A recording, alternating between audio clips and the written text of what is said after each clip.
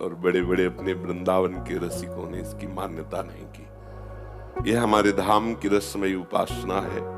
ये लोक व्यवहार में सूर्य ग्रहण चंद्र ग्रहण पड़ता है, हम धामवासी प्रिया प्रीतम के उपासी हैं।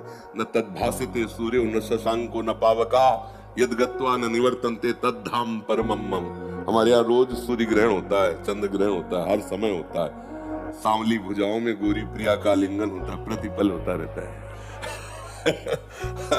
हमारे यहाँ सेवक जी कहते हैं, तहां न ग्रहण लगन के वेद, तहां को दिन दिन कछु नहीं सुबह शुभ मान अपमान, नहीं अनत भ्रम कपट सयान, स्नान क्रिया जब तप नहीं, ज्ञान ध्यान तहां सकल प्रयास, सुनो रसिक हरिवंश विलास, श्री हरिवंश गायो राधा वल्लभ श्री हरिवंश।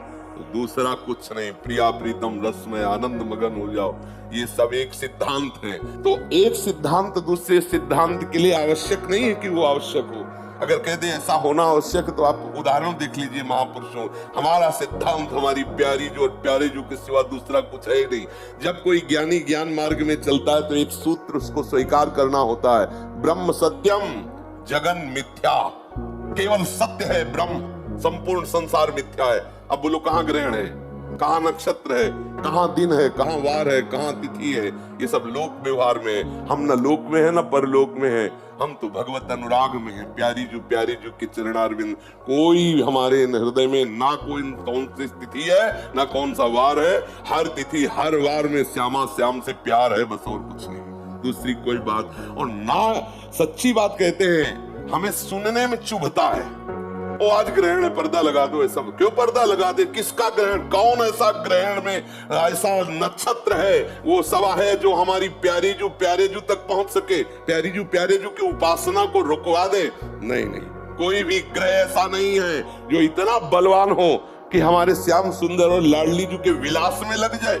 ऐसा है किसी के? अरे कुछ नहीं। हरिवंश महाप्रभु ने दोष में कहा है, जब आप स्फुटवाणी को पढ़ो तो स्फुटवाणी में लिखा है ना, द्वादश चंद्र कृत स्थल मंगल बुद्ध विरुद्ध सुर गुरु बंको, यदि दशम भवन भृगु सुत मंद सुकेतु जन्म के अंक, अष्टम राहु चतुर्थ दिवामणि तो हरिवंश करत ना संको, जो पे कृष्ण चरण मन अर्पित तो करी है का नवग्रह रंक। ए बेचारे गरीब नवग्रह क्या कर सकते हैं? रंक, बेचारे गरीब नवग्रह क्या कर सकते हैं? हम श्यामा श्याम को ये सब विरुद्ध जगह बैठ जाए, बोले तुम्हारे शनि विरुद्ध, अरे शनि नहीं सब विरुद्ध बैठ जाए।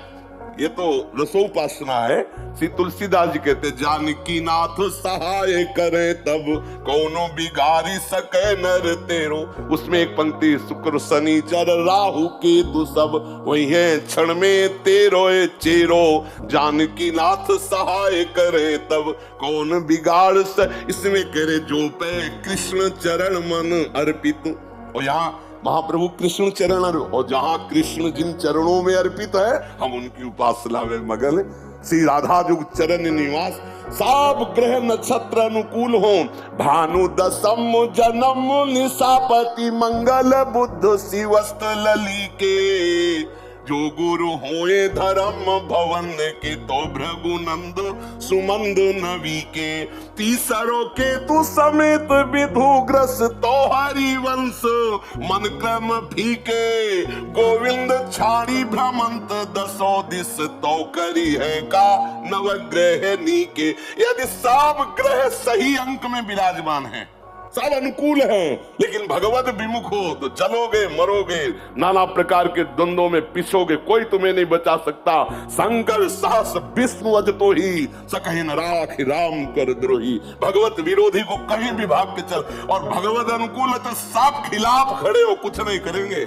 जो भी होगा सब मंगल ही मंगल होगा, मंगल भवन का आश्रय लिए। ये तो हुई साधारण असाधारण बात। हम निकुंज उपासक हैं, प्यारे जो के जहाँ सूर्य चंद्र का प्रवेश नहीं तो ग्रहण की क्या बात है। तो आप जहां भी हो हमारे प्यारे जो के हो, वृंदावन का आश्रय लिया है तो मात्र वृंदावन की रस रीत से उपासना करो, कोई भी डरने की बात नहीं। जो आचार्य कह रहे हैं, जो महापुरुष कह रहे हैं, हमें उसी के अनुसार चलना चाहिए। हमारी उपासना में ग्रहण, नक्षत्र, तिथि, वार सब एक तरफ रख दिए गए। रोज मंगला से शयन, शयन से मंगला, केवल प्यारी जी और प्यारे जी, दूसरा कोई गान नहीं, दूसरा कोई चिंतन नहीं, और इससे बढ़कर कोई रस पद्धति नहीं, इससे बढ़कर कोई सिद्धि नहीं, इससे बढ़कर कोई महामहिमा में आनंद नहीं है।